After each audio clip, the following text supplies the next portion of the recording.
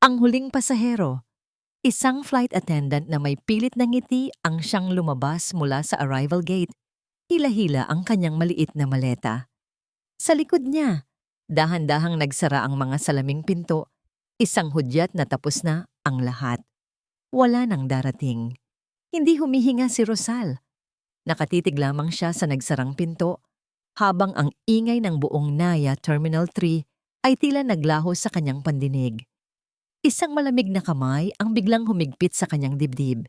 Pinipiga ang kanyang puso hanggang sa halos hindi na siya makahinga. Lola? Napalingon siya sa kanyang apo, ang 10 taong gulang na si Leo, na nakatingala sa kanya na may pag-aalala sa mga mata. Pilit nang ngumiti si Rosal, isang ngiting hindi umabot sa kanyang mga mata. Hinaplos niya ang buhok ng bata. Okay lang si Lola, apo. Baka na-delay lang si mama mo sa loob. Pero kahit siya, hindi naniniwala sa sarili niyang mga salita. Muli niyang kinuha ang kanyang cellphone. Pang-10 beses na yata niyang sinubukang tawagan ang numero ni Alma, ang kanyang kaisa-isang anak.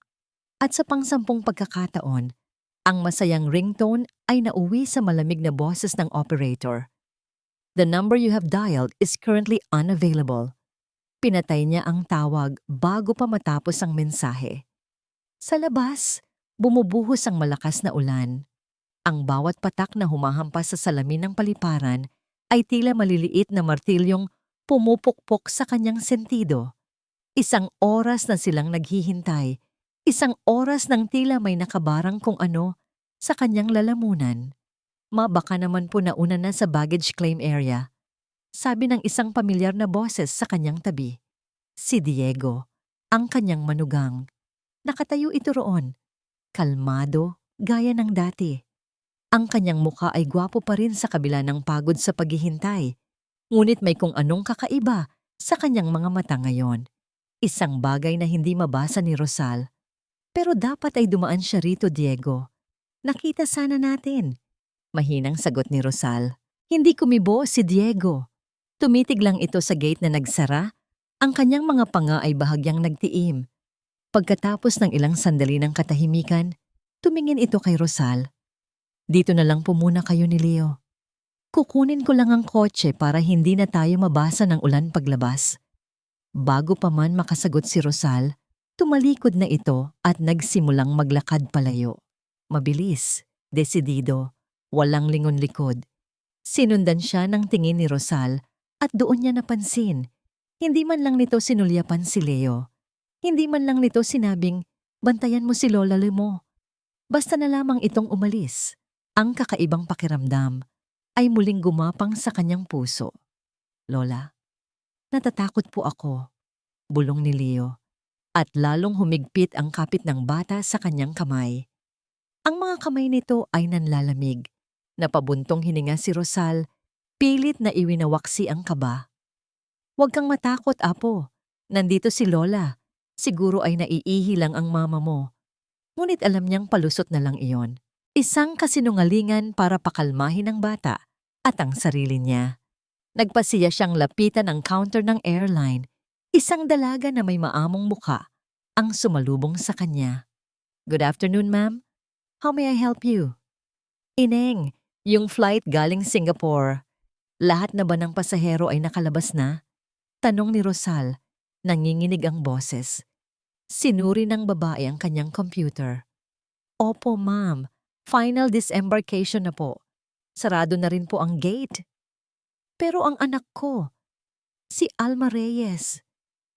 Wala pa siya. Halos pabulong na, sabi ni Rosal. Naramdaman niya ang unti-unting pag-init ng kanyang mga mata. Huwag dito. Pakiusap. Huwag kang iiyak dito. Maaari ko po bang makuha ang flight details niya, ma'am?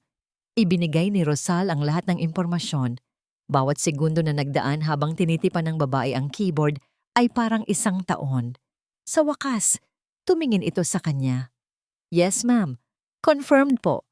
Nakasakay po sa eroplano si Mrs. Alma Reyes. She was on that flight.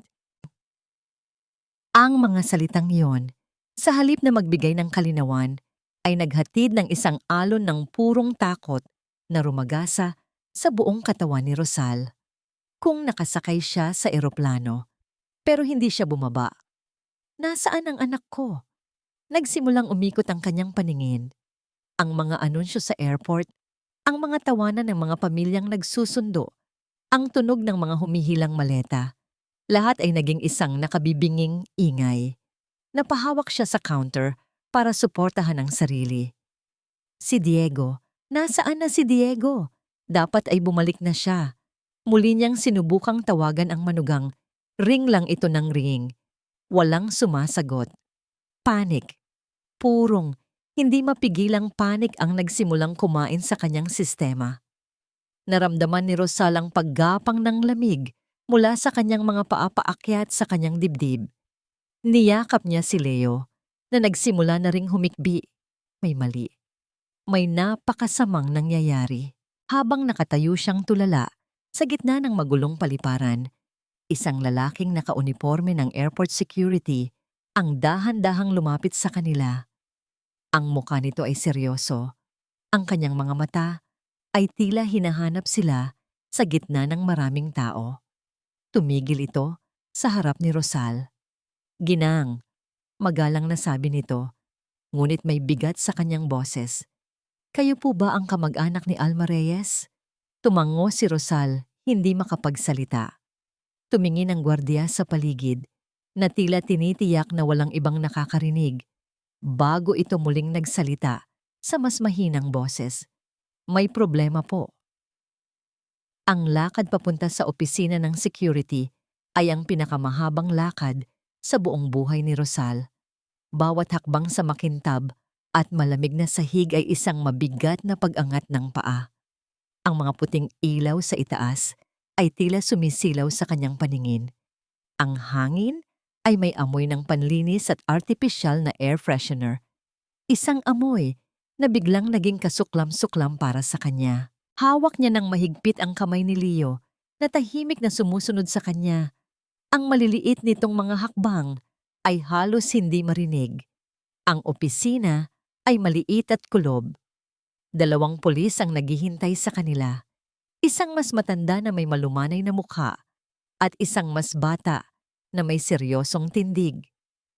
Maupo po kayo, Ginang Rosal, sabi ng mas matandang pulis, si Officer Santos. Umupo si Rosal, ngunit naramdaman niya ang panginginig ng kanyang mga tuhod. Inilagay niya si Leo sa tabi niya. Mahigpit ang yakap sa balikat nito.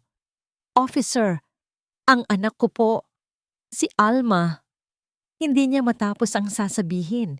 Ang mga salita ay tila naipit sa kanyang lalamunan. Ginagawa po namin ang lahat, sagot ni Officer Santos.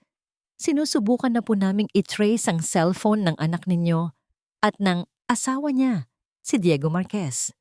May kung anong kumatok sa isipan ni Rosal nang marinig ang pangalan na iyon.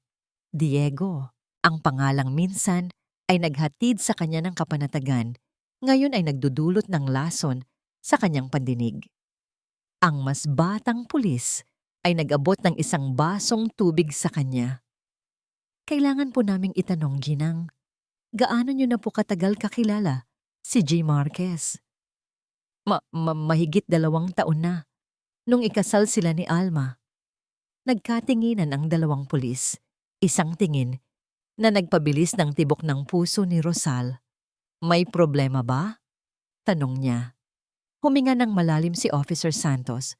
Ginang, sinuri namin ang pangalang Diego Marquez sa lahat ng national database. Walang record, walang birth certificate, walang driver's license, walang passport na nakarehistro sa pangalang iyan. Napatingin si Rosal sa pulis, nanlalaki ang mga mata. Ano pong ibig niyong sabihin? Ang taong kilala ninyo bilang Diego Marquez, sabi ng pulis, dahan-dahan at malinaw, ay hindi nag-e-exist sa mata ng batas. Gumagamit siya ng pekeng pagkakakilanlan. Parang isang malakas na sampal ang mga salitang yon. Isang sampal na yumanig sa buong mundo ni Rosal. Hindi maari. Paano nangyari iyon? Nakita ko ang mga dokumento niya. Ang birth certificate, ang lisensya, lahat iyon ay kasangkapan lang pala. Isang malaking kasinungalingan. Biglang nag-flashback sa isip niya ang lahat. Si Diego na laging umiiwas kapag ang usapan ay tungkol sa kanyang pamilya. Si Diego na palaging may dahilan kung bakit wala siyang mga kaibigan mula pagkabata na maipakilala. Si Diego na masyadong perpekto, masyadong mabait, masyadong kalmado. Lahat ng mga bagay na inakala niyang katangian ng isang mabuting tao ay biglang naging mga pulang bandila na hindi niya pinansin. At bigla, isang alaala, ang malinaw na bumalik sa kanya. Ilang buwan na ang nakalipas, nasa bahay sila. Naglalaro si Leo sa sala habang si Diego ay may ginagawang importante sa kanyang laptop. Aksidenteng natabig ni Leo ang baso ng juice at natapon ito sa ilang mga papel ni Diego. "Sorry po, Tito Diego," sabi agad ng bata. Ngumiti si Diego at sinabing, "It's okay, champ. Aksidente lang." Pero nakita ni Rosal ang mga mata nito. Sa isang saglit, nawala ang pagiging amang maunawain sa mga matang yon. Napalitan ng isang bagay na malamig, matalim, at nakakakilabot. Isang saglit lang iyon, pero sapat na para mag-iwan ng kakaibang pakiramdam sa kanya na pilit niyang kinalimutan. Hanggang ngayon, naramdaman ni Rosal ang paggalaw sa kanyang tabi.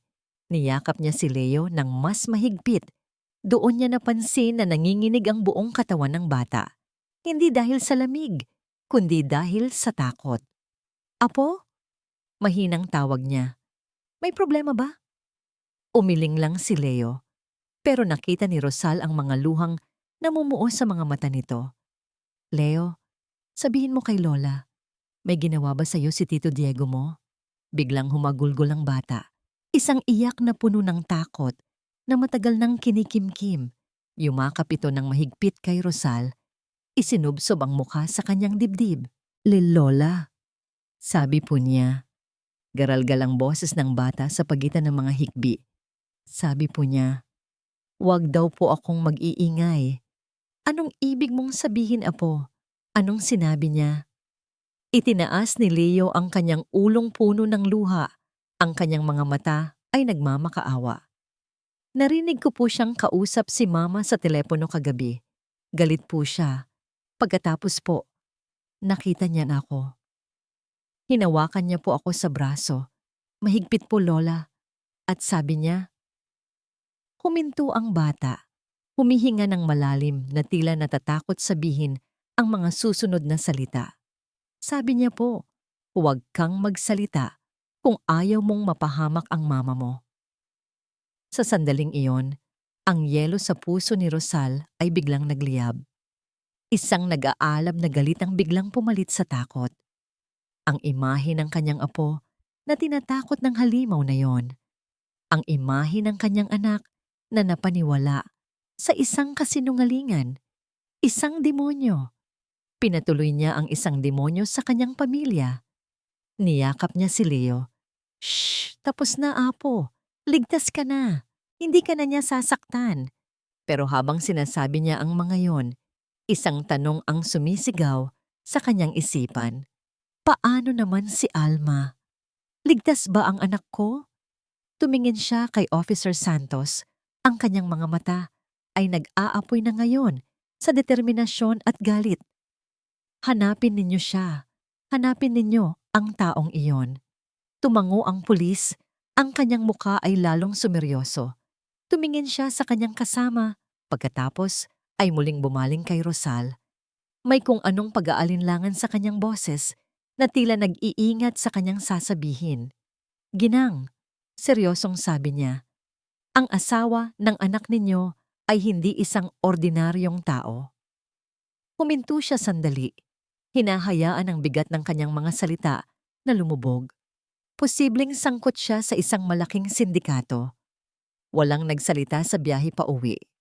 Si Leo ay nakatulog sa likod ng sasakyan ng pulis. Ang kanyang mukha ay may bahid pa rin ng tuyong luha. Si Rosal naman ay nakatingin lang sa labas ng bintana, pinagmamasdan ng mga ilaw ng syudad na naglalaho sa gitna ng malakas na ulan.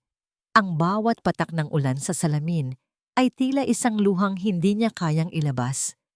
Pagpasok nila sa bahay, ang katahimikan ay mas nakabibingi pa kaysa sa ingay ng paliparan. Ang bahay na dati puno ng tawanan at pagmamahal ay tila naging isang malamig na puntod. Nakatitig siya sa nakasabit na larawan sa pader. Ang wedding picture ni na Alma at Diego. Nakangiti ang kanyang anak, isang ngiting puno ng pangarap at pag-asa. Sa tabi nito ay si Diego. Ang gwapo nitong muka ay mayroong ngiti na ngayon. Sa paningin ni Rosal ay mukhang isang maskara, isang perpektong pagkukunwari. Napayuko si Rosal at napahawak sa kanyang dibdib. Ang bigat, ang sakit. Paano ako naging ganito kabulag? Paano ko hinayaang lokohin niya kaming lahat? Dinala niya si Leo sa silid nito at maingat na inihiga. Kinumutan niya ang bata at hinalikan sa noo. Babantayan ka ni Lola. Bulong niya. Kahit na ang totoo, pakiramdam niya ay wala siyang kakayahang protektahan ang kahit sino. Hindi siya mapakali. Naglakad siya paikot-ikot sa sala. Ang kanyang isipan ay isang magulong bagyo ng takot at pagsisisi. Napahinto siya sa tapat ng isang pinto sa dulo ng pasilyo. Ang pinto ng lumang opisina ng kanyang yumaong asawa. Si Ricardo, isang piskal, isang taong nabuhay para sa katotohanan at hustisya.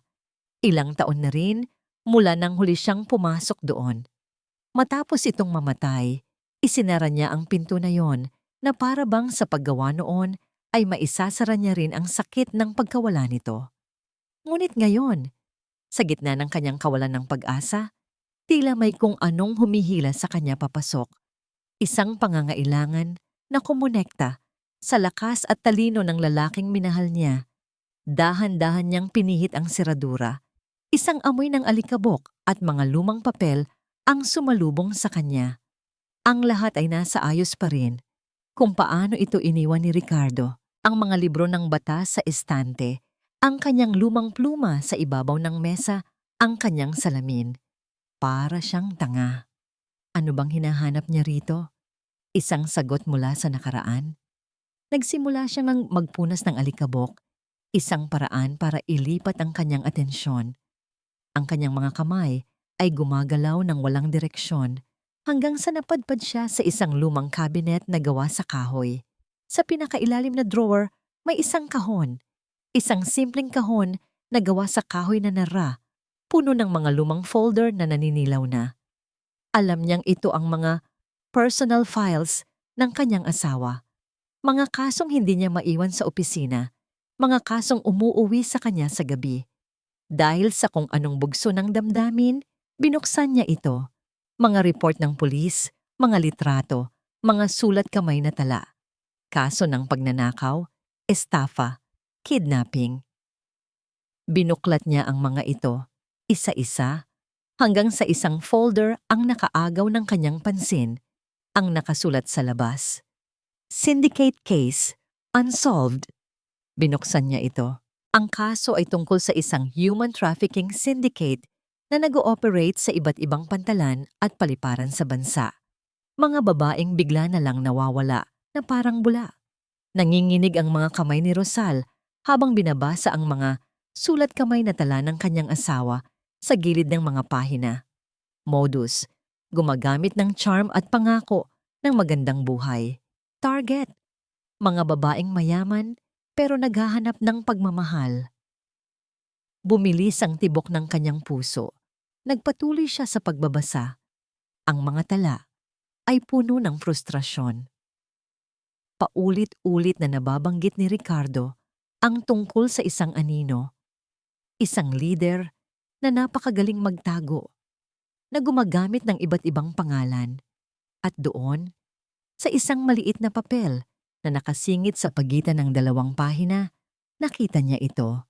Isang listahan ng mga posibleng aliases ng leader ng sindikato, base sa testimonya ng isang nakatakas na biktima, mga pangalang wala siyang ideya.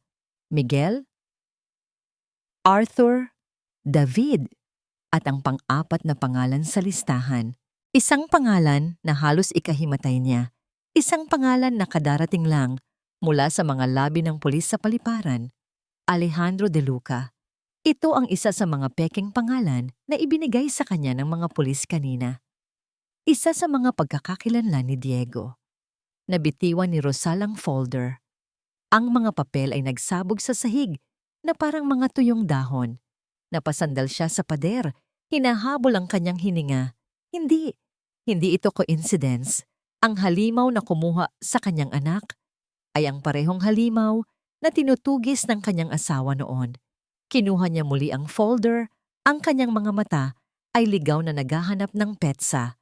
Ang huling entry sa mga tala ni Ricardo ay halos isang dekada na ang nakalipas. Isang linggo. Isang linggo bago ito atakihin sa puso sa gitna ng isang pagdinig sa korte. Isang atake sa puso. Ganoon ang sabi ng mga doktor. Biglaan daw, dahil sa stress. Ngunit habang nakatitig si Rosal sa pangalang Alejandro de Luca, sa kasong biglang nanlamig, sa pagkamatay ng kanyang asawang puno ng misteryo, isang napakadilim at nakakakilabot na ideya ang nabuo sa kanyang isipan. Isang ideyang nagpabago sa lahat. Hindi kaya ang pagkamatay ng asawa ko ay hindi isang aksidente? Ang unang gumising ay ang sakit. Isang sakit ng ulo na parang binibimyak ang kanyang bungo, kumakalat pababa sa kanyang batok. Dahan-dahan niyang iminulat ang kanyang mga mata, ngunit kadiliman lang ang sumalubong sa kanya. Isang kadilimang mabigat at malagkit. Sinubukan niyang gumalaw, ngunit naramdaman niya ang magaspang na lubid na nakatali sa kanyang mga kamay sa likuran. Ganoon din sa kanyang mga paa. Nasaan ako? Ang sahig na kanyang hinihigaan ay malamig at mamasa-masa. May amoy ng kalawang at alikabok sa hangin.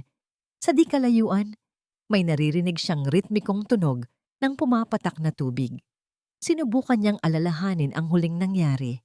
Nasa airport siya. Sila ni Diego. Papunta na sila sa baggage claim. Pagod siya sa biyahe. Inabutan siya ni Diego ng isang bote ng tubig. Uminom ka muna. Mahal, baka nauuhaw ka. Ang malambing na boses nito ay umalingaw-ngaw sa kanyang isipan.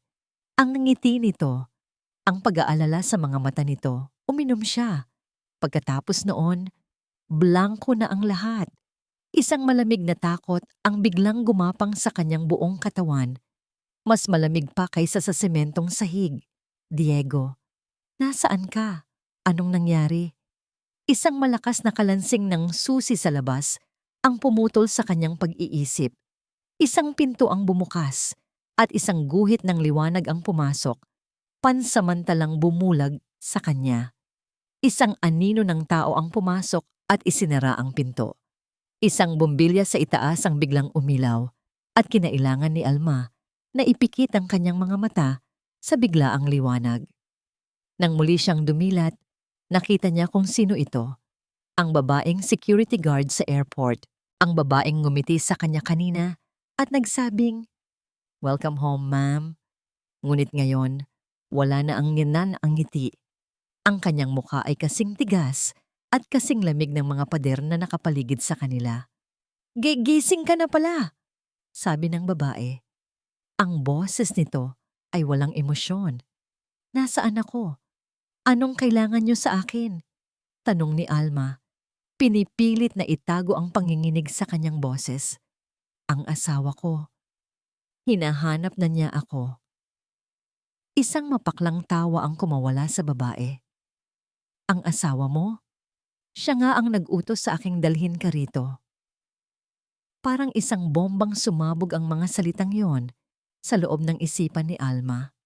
Hindi totoo yan. Nagkakamali ka."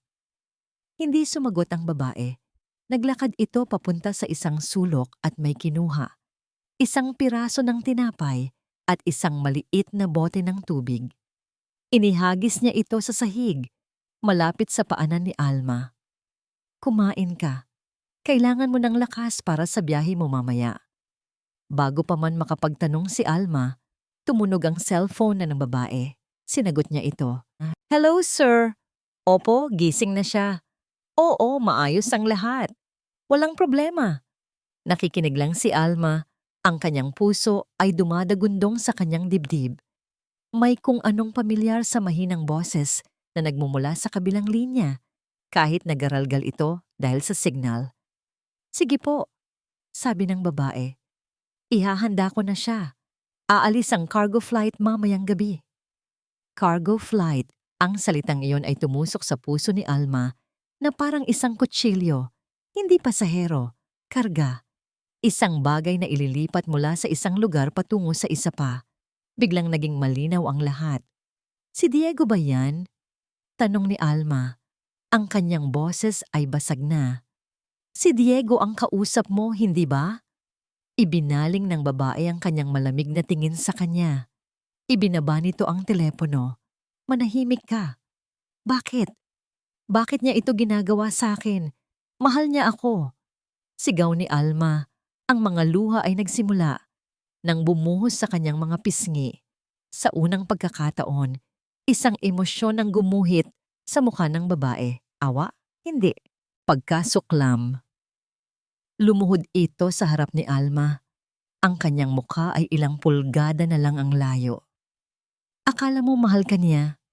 Bulong nito, bawat salita ay may lason. 2 taon kayong kasal, pero wala ka pa ring alam sa kanya. Isa ka lang sa mga piyesa niya, Alma. Isang magandang palamuti para magmukha siyang kagalang-galang. Pero ngayon, tapos na ang papel mo. Gumuho ang mundo ni Alma. Ang 2 taon ng kanyang buhay, ang mga halik, ang mga yakap, ang mga pangako. Lahat ay isang malaking teatro, isang kasinungalingan. Tumayo ang babae at tumalikod. Magpahinga ka na. Mahaba ang gabi mo. Lumabas ito ng silid at muling naghari ang kadiliman. Naiwan si Alma, mag-isa sa lamig at dilim, hindi lang ng kwarto, kundi ng katotohanang sumira sa kanyang buong pagkatao. Umiyak siya, hindi dahil sa takot, kundi dahil sa sakit. Isang sakit na mas matindi pa sa pagkakatali ng kanyang mga kamay. Habang nasasanay ang kanyang mga mata sa dilim, may naaninag siyang isang bagay sa sulok ng silid. Isang bagay na hindi niya napansin kanina. Isang luma at maalikabok na maleta. May nakasabit pa itong lumang luggage tag. Kupas na ang pagkakasulat. Sinubukan niyang basahin ang nakasulat dito. Pilit niyang inaaninag ang mga letra. Isabella Cruz. At sa ilalim nito, isang petsa. October 2015. Biglang nanuyo ang kanyang lalamunan. Naalala niya ang isang balita noon tungkol sa isang mayamang heredera na bigla na lang nawala matapos makipagkita sa isang misteryosong dayuhan. Biglang bumagsak sa kanya ang isang katotohanang mas nakakatakot pa kaysa sa kamatayan. Hindi ako ang una. Ang ingay ng mga cargo truck at forklift ay musika sa pandinig ni Marco. Sa loob ng 3 taon, ang mainit at maingay na baggage area ng NAA ay naging mundo niya. Dito, siya ay isa lamang sa daan-daang manggagawa. Isang mukhang walang pangalan na nagbubuhat ng mga kahon at maleta mula sa isang lugar patungo sa isa pa. Ngunit sa likod ng kanyang ordinaryong uniforme, si Marco ay may dalang isang bigat na hindi kayang timbangin ng kahit anong makina. 10 taon na ang nakalipas, noong siya ay 15 taong gulang pa lamang, ang kanyang ina. Isang simpleng may bahay ay bigla na lang naglaho. Isang araw, nagpaalam itong makikipagkita sa bago nitong manliligaw. Isang lalaking mabait, gwapo at mukhang mayaman. Hindi na ito bumalik. Pumunta siya sa pulis, umiiyak at nagmamakaawa. Ngunit para sa kanila, isa lamang itong kaso ng isang inang tumakas at iniwan ang kanyang anak. Hindi nila siya pinaniwalaan. Kaya siya mismo ang nag-imbestiga. Kinolekta niya ang lahat ng alaala, ang pangalan na ibinigay ng lalaki, ang itsura nito base sa kwento ng kanyang ina. Naging obsesyon niya ang paghahanap. Ang obsesyon na yon ang nagdala sa kanya sa trabahong ito. Alam niyang ang mga paliparan ay mga lugar kung saan madaling maglaho ang isang tao. At 1 buwan na ang nakalipas, nakita niya ito. Ang multo mula sa kanyang nakaraan. Isang lalaking naglalakad sa isang restricted area ng cargo section, kasama ang isang babaeng security guard nakilala sa terminal sa pangalang Cynthia, ang mukha ng lalaki. Mas tumanda ito ng 10 taon, ngunit walang duda si Marco. Iyon ang mukha mula sa kanyang mga bangungot. Ang lalaking kilala ngayon sa pangalang Diego Marquez. Simula noon, bawat kilos ni Diego sa paliparan ay hindi nakaligtas sa mga mata ni Marco. Bawat pag-uusap nito kay Cynthia sa mga tagong sulok. Bawat pagbisita nito sa isang abandonadong bodega sa dulo ng cargo complex. Inilista niya ang lahat. Kinuhanan niya ng litrato mula sa malayo gamit ang kanyang mumurahing cellphone. Ngayong hapon, habang nagkakarga siya ng mga kahon, muli niyang nakita ang dalawa. Nag-uusap sila malapit sa Warehouse 7, ang parehong bodega na madalas puntahan ni Diego. Mayroong tensyon sa kanilang mga kilos, mayroong pagmamadali. Alam ni Marco na may mangyayari. Ang kanyang mga ugat ay kumikislot sa antisipasyon at takot. Ito na marahil ang araw na hinihintay niya. Marco, ano pang tinatanga-tanga mo dyan? Magkarga ka na. Sigaw ng kanyang supervisor. Opo, sir. Sagot niya at mabilis na binuhat ang isang mabigat na kahon. Habang naglalakad, maingat niyang inilabas ang kanyang cellphone. Nagpanggap siyang tinitingnan ng oras, ngunit ang totoo, kinukuhanan niya ng litrato ang dalawa. Hindi malinaw ang kuha, ngunit sapat na. Ebidensya. Pinagmasdan niya si Diego na mabilis na umalis habang si Cynthia naman ay pumasok sa loob ng Warehouse 7. Pagkatapos niyang mailapag ang kahon, humanap siya ng pagkakataon. Sir, mag-CR lang po ako. Paalam niya sa kanyang supervisor. Ngunit hindi siya sa CR pumunta. Mabilis at tahimik siyang naglakad papunta sa likod ng Warehouse 7. Dito, alam niyang may isang maliit at kalawanging bintana. Isang bintanang hindi na ginagamit. Gamit ang lahat ng kanyang lakas, dahan-dahan niyang itinulak ang bintana. Isang maliit na siwang lang ang kanyang nagawa. Sapat para sumilip sa loob. Ang kanyang nakita ay nagpatigil sa kanyang paghinga. Sa gitna ng bodega, sa ilalim ng isang mahinang bumbilya, may isang babaeng nakatali sa isang upuan. Mukha itong pagod at umiiyak. Si Cynthia ay nakatayo sa tabi nito, may hawak na telepono. Hindi man niya marinig ang pinag-uusapan, alam na niya. Isang biktima. Isa na namang babae na malapit ng maglaho, katulad ng kanyang ina. Kinuha niya ang kanyang cellphone at nanginginig ang mga kamay na sinubukang kunan ng litrato ang eksena sa loob. Ngunit bago pa niya magawa iyon, isang anunsyo mula sa speaker ng paliparan ng umalingaw-ngaw. Isang anunsyo tungkol sa isang unscheduled cargo flight papuntang isang tagong isla sa timog. Unscheduled cargo flight. Naalala niya ang mga salitang narinig niya mula sa usapan ng ilang mga tauhan kanina. Isang espesyal na kargamento. Biglang tumayo ang lahat ng balahibo sa kanyang katawan. Wala ng oras. Kung maghihintay pa siya, baka huli na ang lahat. Kailangan niyang gumawa ng desisyon. Ngayon na. Sumandal siya sa pader.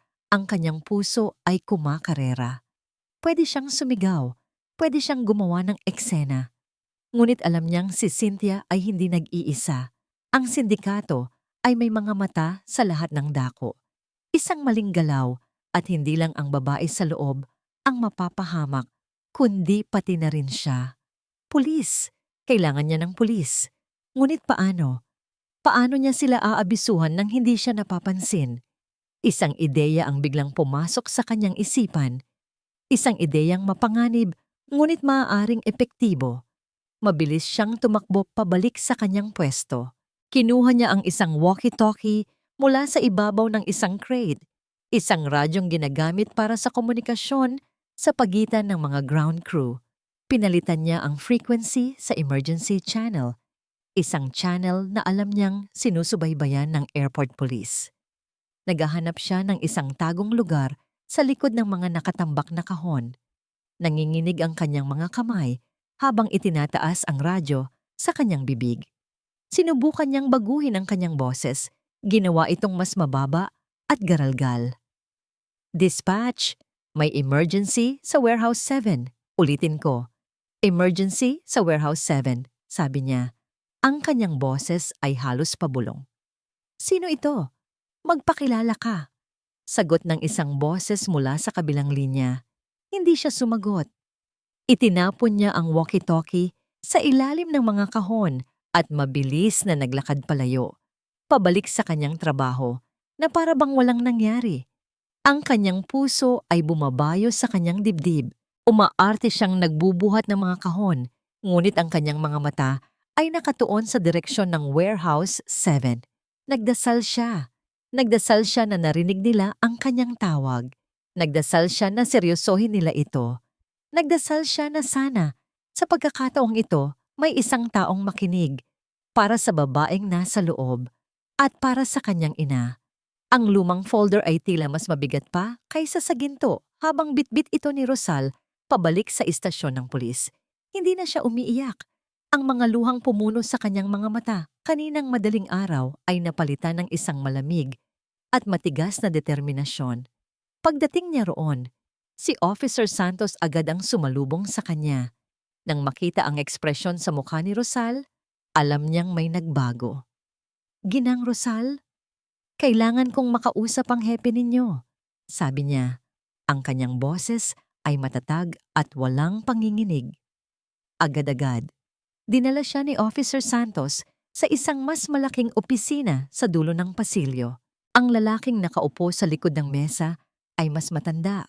May buhok na medyo puti na sa kanyang mga sentido at may mga matang tila nakakita na ng lahat. Chief de la Cruz, si Ginang Rosal po, sabi ni Officer Santos. Tumayo ang hepe at inilahad ang kamay. Ginang, anumang update sa kaso ng anak ninyo ay... Pinutol siya ni Rosal. Inilapag niya ang lumang folder sa ibabaw ng mesa. Ang tunog ng paglapag nito ay tila isang malakas na dagok sa gitna ng tahimik na opisina. Ang kasong ito, sabi ni Rosal, ay konektado sa pagkawala ng anak ko. Binuksan ni Chief de la Cruz ang folder. Habang binabasa niya ang mga unang pahina, ang kanyang profesional na itsura ay dahan-dahang naglaho.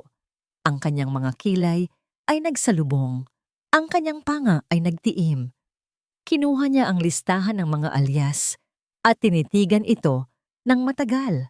Nang iangat niya ang kanyang tingin, may kung anong lungkot at pagsisisi sa kanyang mga mata. Ricardo, bulong niya. Matagal ko nang hindi nakikita ang sulat kamay niya. Tumingin siya kay Rosal. Magkaibigan kami ng asawa mo, Ginang. Magkasama kaming nagsimula sa serbisyo. Inanyayahan niya si Rosal na maupo. Ang kasong ito ang bumabagabag sa kanya bago siya mamatay. Alam ko, sagot ni Rosal. Ang tanong ko, Chief, ano ang hindi ninyo sinasabi sa akin? Huminga ng malalim si Chief de la Cruz. Sumandal siya sa kanyang upuan. Ang kanyang mga mata ay nakatingin sa malayo na para bang binabalikan ang isang madilim na nakaraan. Si Rick ay hindi lang isang mahusay na piskal. Matapang siya. Masyadong matapang. Pagsisimula niya. Sa kasong yan, naniniwala siyang mayroon siyang impormante sa loob mismo ng sindikato. Ngunit bago pa man niya makuha ang pangalan ng leader, ang impormante ay natagpuang patay. Isang malamig na kuryente ang gumapang sa likod ni Rosal. Pero hindi doon natapos ang lahat. Pagpapatuloy ng hepe, ang kanyang boses ay halos pabulong na.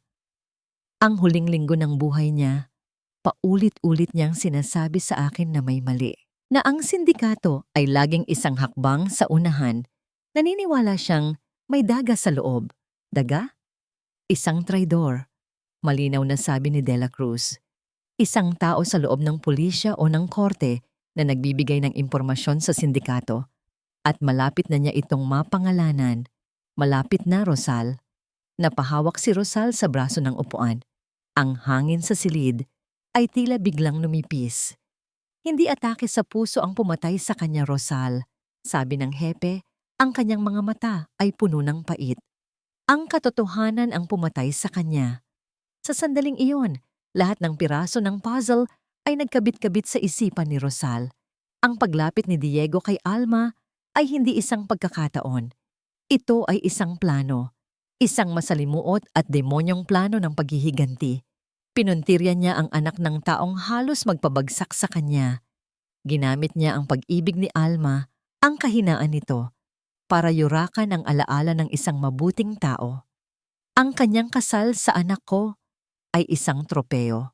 Isang paraan upang ipamukha sa mundo na kahit sa libingan, natalo niya si Ricardo. Ang sakit sa kanyang puso ay biglang napalitan ng isang apoy. Isang nagngangalit, hindi mapapatay na apoy ng galit. Tumayo si Rosal. Ang kanyang buong katawan ay nanginginig, hindi sa takot, kundi sa purong puot. Tumingin siya ng diretso sa mga mata ni Chief de la Cruz. Wala na ang imahe ng isang nagluluksa at kaawa-awang ina. Ang nakatayo sa harap ng hepe ngayon ay ang asawa ng isang pinaslang na piskal, ang ina ng isang dinukot na anak, isang babaeng wala nang ikakatakot na mawala pa. "Hanapin ninyo ang anak ko," sabi niya. Ang kanyang boses ay malamig at matalim na parang patalim. "At siguraduhin ninyong magbabayad ang demonyong yon." Isang mabigat na katahimikan ang bumalot sa opisina. Tila kahit ang orasan sa pader ay huminto sa pag-ikot. Tinitigan lang siya ni Chief de la Cruz na para bang ngayon lang niya nakita ang tunay na lakas ni Rosal. Biglang, ang katahimikan ay binasag ng isang matinis na tunog. Ang telepono sa mesa ng hepe. Agad niya itong sinagot. Ang kanyang mga mata ay hindi pa rin inaalis mula kay Rosal. De la Cruz. Nakikinig siya. Ang kanyang muka ay unti-unting nagbago mula sa pagiging seryoso hanggang sa pagiging alerto. "Saan?" Mabilis niyang tanong. "Sigurado ka ba dyan?" Tumayo siya ng tuwid. Ang kanyang boses ay biglang naging puno ng awtoridad. "Immobilize ang lahat ng unit malapit sa airport. Papunta na ako." Ibinaba niya ang telepono. Tumingin siya kay Rosal at sa unang pagkakataon, mula nang pumasok siya, nakita niya ang isang kislap ng pag-asa sa mga mata nito. "Ginang," sabi ng hepe. Ang kanyang boses ay mabilis at apurado. "Mayroon tayong tip galing sa isang airport employee." Huminto siya sandali, na tila tinitiyak na handa si Rosal sa susunod niyang sasabihin. May hawak daw silang babae sa Warehouse 7. Ang ugong. Nagsimula ito bilang isang mahinang dagundong sa malayo. Ngunit sa bawat segundong lumilipas, ito ay lumalakas, yumayanig sa sementong sahig, gumagapang sa mga buto ni Alma. Isang halimaw na bakal na paparating para kunin siya. Alam niya kung ano ang ibig sabihin ng tunog na yon. Iyon ang tunog ng kanyang kahatulan, ang tunog ng pagtatapos ng kanyang buhay. Ang pinto ay muling bumukas. Pumasok si Cynthia at sa pagkakataong ito, wala na siyang dalang pagkain. Sa isang kamay, may hawak siyang isang rolyo ng makapal na packaging tape. Sa kabila, isang mas makapal na lubid. Ang hangin ay tila ninakaw mula sa mga baga ni Alma. "Ito na." "Maganda ang timing," sabi ni Cynthia. Ang kanyang boses ay walang kabuhay-buhay. "Parating na ang sundo mo." Hindi sumagot si Alma. Nakatitig lang siya sa mga bagay na hawak nito. Ang mga simpleng bagay na yon ay mas nakakatakot pa kaysa sa kahit anong patalim. Sila ang simbolo ng kanyang ganap na pagkawala ng kontrol. Lumapit si Cynthia sa kanya. Ang bawat hakbang nito ay tila isang martilyong pumupukpok sa kanyang dibdib. "Oras na para manahimik ka habang buhay," sabi ni Cynthia habang inilalapag ang tape at lubid sa isang kalapit na kahon. Sa sandaling iyon, may kung anong pumitik sa loob ni Alma. Ang pag-ibig niya para kay Diego, patay na. Ang pangarap niya ng isang masayang pamilya, abo na. Ang tiwala niya sa mundo, wasak na. Ano pa ang natitira? Ang buhay niya, ang hininga sa kanyang katawan, at ang nag-aalab na puot para sa mga taong sumira sa kanya. Hindi siya papayag na matapos ng ganito. Hindi siya isang kargamento. Hindi siya isang bagay na basta na lang itatapon. Siya si Alma Reyes, Anak siya ni Rosal at lalaban siya. Habang papalapit si Cynthia para kalagan ang tali niya sa upuan upang itali siyang muli nang mas mahigpit, ginawa ni Alma ang isang bagay na hindi inaasahan. Gamit ang lahat ng natitira niyang lakas, ibinuwal niya ang kanyang sarili, kasama ang upuan, patagilid, direkta sa mga binti ni Cynthia. Ah! Sigaw ni Cynthia sa sakit at gulat. Nawalan ito ng balanse at bumagsak sa sahig. Ito na ang pagkakataon ni Alma. Gumulong siya sa sahig kahit na nakatali pa rin sa upuan. Ang magaspang na semento ay sumusugat sa kanyang mga balikat, pero hindi niya iyon ininda. Ang kanyang mga mata ay ligaw na naghahanap ng kahit anong pwedeng gawing sandata. Doon, sa ilalim ng isang estante, may nakita siya. Isang maiksing tubo, kalawanging bakal na naiwan mula sa isang lumang konstruksyon. Gumapang siya papunta roon. Hila-hila ang upuan na nakakabit sa kanyang likod. Narinig niya ang pagmumura ni Cynthia sa likuran niya. Papalapit na ito. Naabot niya ang tubo. Gamit ang kanyang mga daliri, sinubukan niyang kapitan ito. "Hayop ka!" sigaw ni Cynthia at dinaganan siya nito. Nagsimula ang isang marahas na paglalaban sa sahig ng bodega. Isang babaeng desperadong mabuhay laban sa isang babaeng sanay pumatay. Sinipa ni Alma, sinubukan niyang kagatin. Ginawa niya ang lahat para makawala. Ngunit mas malakas si Cynthia. Isang malakas na sampal ang dumapo sa pisngi ni Alma at nahilo siya. Isang suntok sa tiyan ang nagpaubo sa kanya at nagpawala ng hangin sa kanyang katawan. Hinawakan ni Cynthia ang kanyang buhok at ibinangga ang kanyang ulo sa sahig. Isang matinis na tunog ang umaling-awngaw sa kanyang tainga. Ang ilaw sa itaas ay nagsimulang umikot. Natalo na ako. Iyon ang huling naisip niya habang naramdaman niya ang paghigpit ng lubid sa kanyang mga kamay at paa. Naramdaman niya ang pagdikit ng packaging tape sa kanyang bibig. Tinatakpan ang anumang sigaw na maaari niyang ilabas. Ganap na katahimikan, ganap na pagkatalo. Hinila siya ni Cynthia patayo. Ang kanyang katawan ay wala ng lakas, sunod-sunuran na lang. Ang ugong ng eroplano ay napakalapit na ngayon, isang nakabibiinging paalala ng kanyang kabiguan. Kinaladkad siya ni Cynthia papunta sa malaking pintuan ng bodega. Ang bawat pulgada ay isang hakbang palapit sa kanyang katapusan. Napapikit na lang si Alma, hinahanda ang sarili sa anumang darating. Ngunit bigla, isang nakakabinging kalabog ang yumanig sa buong bodega. Ang pintuan ay bumukas nang may malakas na puwersa, lumilipad paloob. Mga anino ng tao ang biglang pumuno sa pasukan, kasabay ng liwanag mula sa labas at sa mga dalang flashlight. Bago pa man makakilos si Cynthia, isang boses, puno ng awtoridad at galit, ang sumigaw sa gitna ng kaguluhan. "Pulis! Bitawan mo siya!" Ang bawat segundo sa loob ng pansamantalang command post ng pulisya ay isang walang katapusang paghihirap para kay Rosal. Ang silid ay puno ng amoy ng matapang na kape at tensyon. Mga pulis na mabilis na naglalakad, mga radyong sunod-sunod, ang pag-crack ng static, isang malaking mapa ng airport na nakalatag sa mesa. Ngunit para kay Rosal, ang lahat ng iyon ay isang malabong ingay lang sa paligid. Ang buong mundo niya ay nakasentro sa isang maliit na speaker sa mesa, kung saan nagmumula ang mga boses ng mga taong nagpapasya sa kapalaran ng kanyang anak. Nakaupo siya sa isang malamig na silyang metal sa isang sulok. Ang rosaryo sa kanyang kamay ay halos mabasag sa higpit ng kanyang hawak.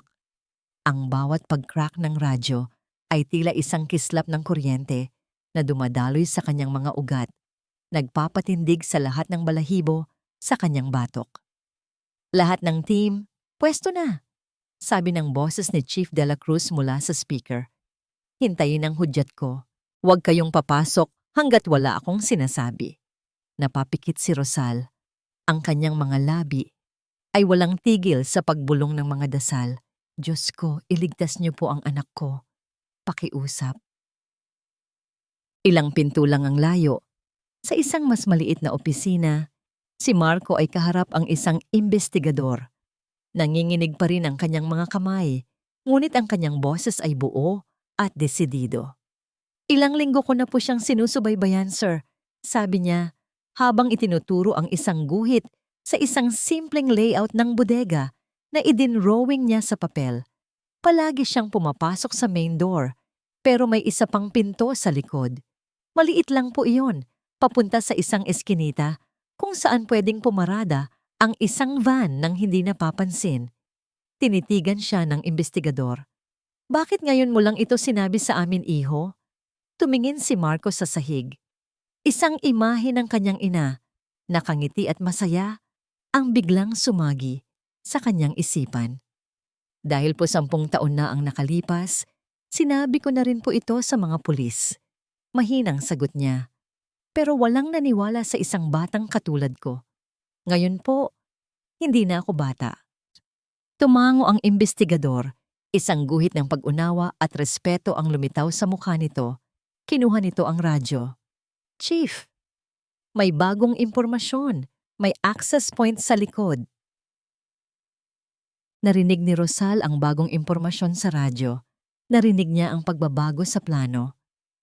Copy that, sabi ni Chief De La Cruz. Bravo team, kayo ang kumuha sa likod. Alpha team, sa hudyat ko, pasukin ninyo ang main entrance. Isang nakabibinging katahimikan ang sumunod. Tila kahit ang buong paliparan ay huminto sa paghinga, naghihintay.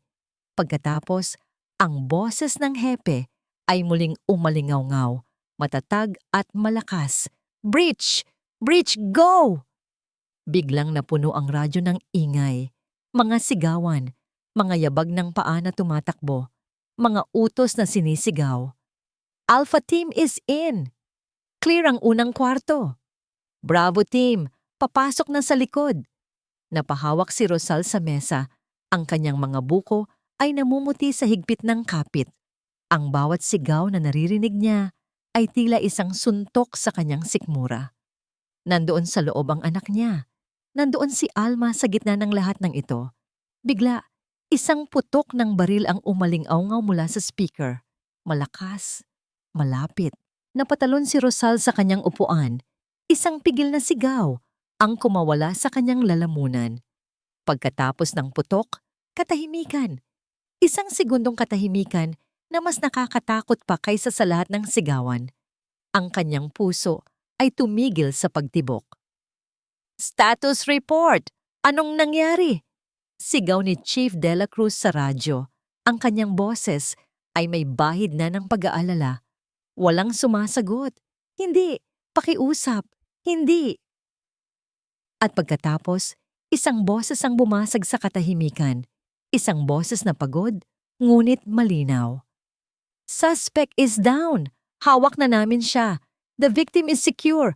Ulitin ko, the victim is secure. Sa sandaling iyon, ang lakas na matagal ng pinanghahawakan ni Rosal ay biglang bumigay. Napahagulgol siya, hindi ng lungkot, kundi ng purong pasasalamat. Ang kanyang mga binti ay nanghina, at kung hindi siya nakahawak sa mesa, ay maaaring bumagsak na siya sa sahig. Ligtas na siya. Ligtas na ang anak ko. Ngunit hindi pa tapos ang lahat. Isang panibagong boses ang pumasok sa linya ng radyo mula sa ibang team. Chief, Bravo team reporting. Target vehicle. Paalis na ng airport complex. Namataan na namin. Engaging now. Isang maiksing sandali ng habulan ang sumunod na para bang isang eksena mula sa pelikula.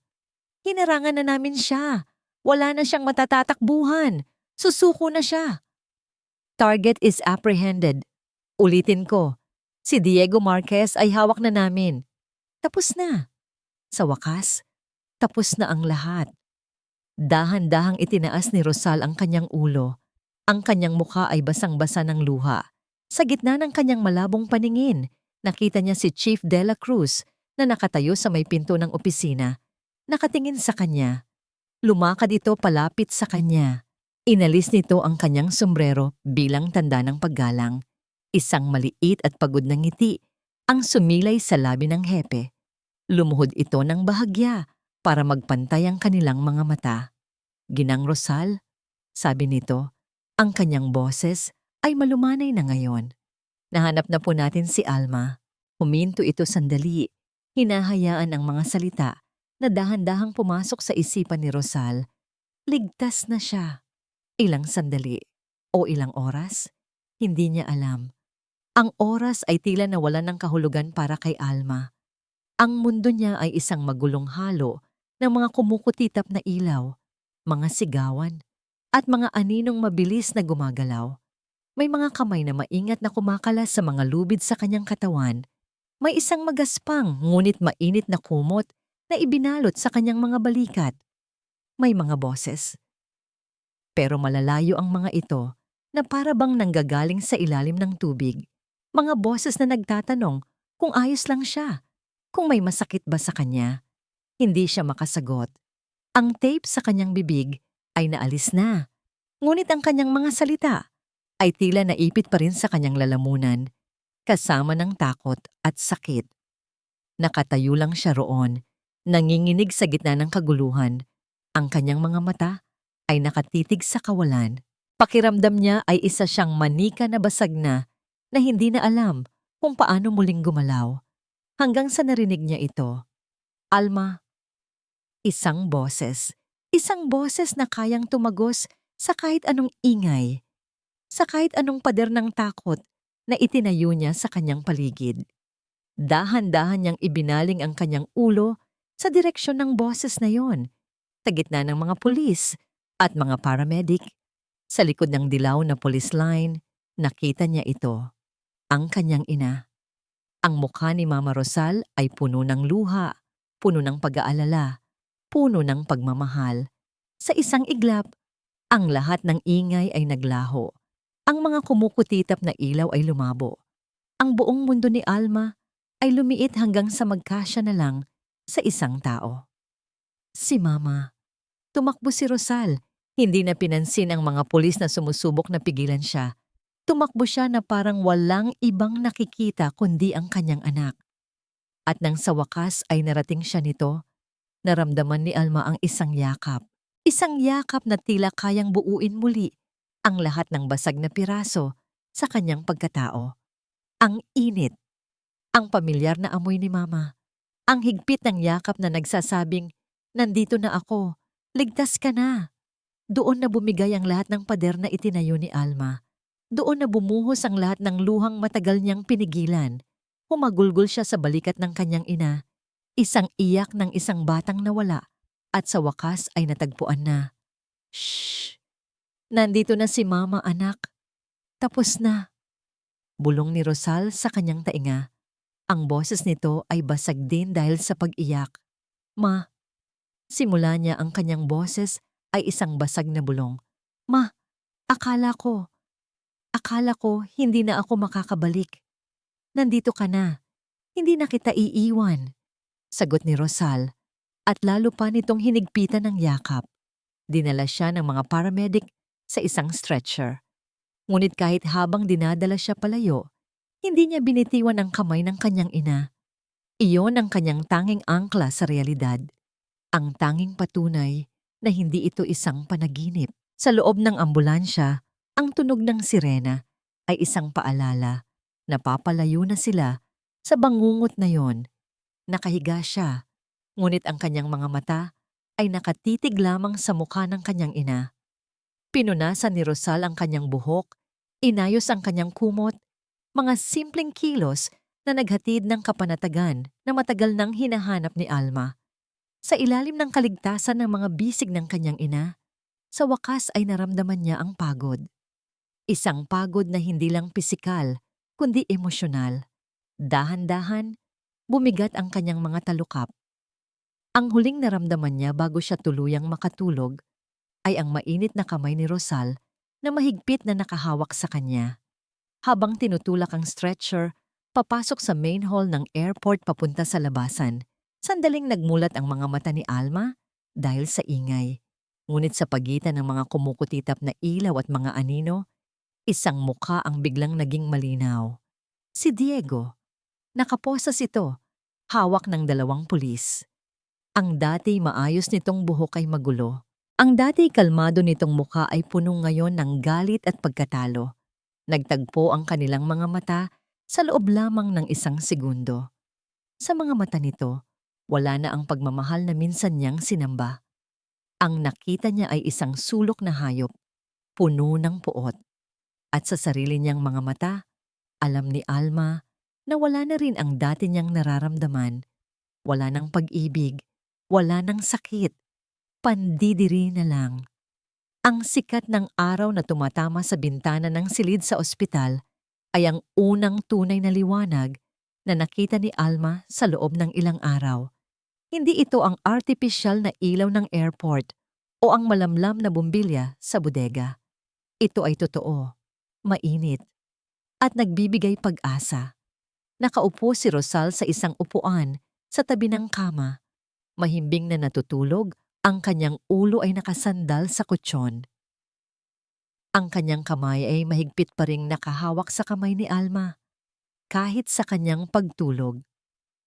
Pinagmasdan ni Alma ang mukha ng kanyang ina, ang mga bagong linya ng pag-aalala sa noo nito, ang ilang hibla ng puting buhok na tila biglang dumami. Naramdaman niya ang isang pamilyar na kirot sa kanyang puso. Hindi sakit, kundi pagsisisi. Dahan-dahan niyang hinaplos ang kamay nito at nagising si Rosal. "Anak, gising ka na pala," sabi nito. Ang kanyang boses ay medyo paus pa. "May masakit ba sa'yo? Tatawag ako ng nurse." Umiling si Alma. "Okay lang po ako, ma." Ngumiti si Rosal, isang pagod, ngunit totoong nangiti. "Magaling na ang mga galos mo." Isang sandali ng katahimikan ang namagitan sa kanila. Isang katahimikang hindi nakakailang, kundi puno ng mga bagay na hindi masabi. "Ma!" Basag ni Alma sa katahimikan. "Bakit? Bakit niya ginawa iyon?" Huminga ng malalim si Rosal. Alam niyang darating ang tanong na ito. At alam niyang karapatan ni Alma na malaman ang buong katotohanan, gaano man ito kasakit.